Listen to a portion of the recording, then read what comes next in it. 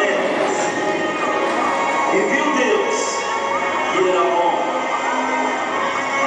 E disse Deus: façamos o homem à nossa imagem, e conforme a nossa semelhança, e domine ele sobre as aves dos céus, e sobre os peixes do mar, e sobre todo animal que se move sobre a face da terra.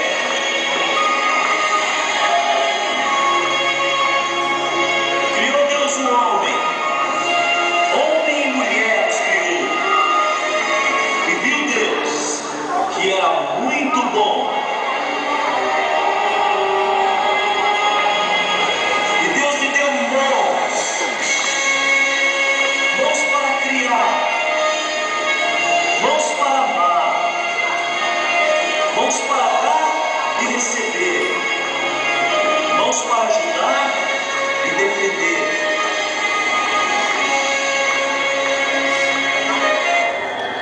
Mas o homem hoje tem usado suas mãos para destruir, mãos feitas para amar, agora odeiam, mãos feitas para dar, agora roubam, mãos feitas para ajudar, agora se negam a fazer, quando deveriam defender, agora atacam.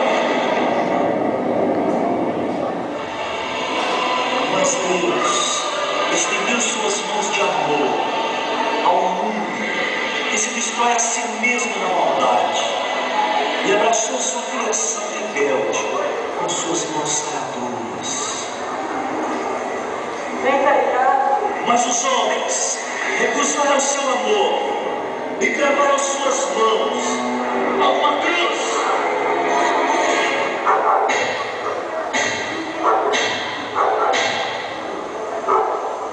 E lhes disseram: fica aí, Deus, não precisamos de ti.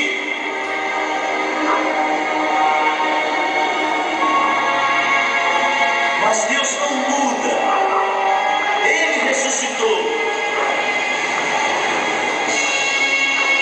Ele caminha por todas as partes deste mundo, hoje, com suas mãos abertas, dilaceradas, esperando, desejando que você venha a Ele.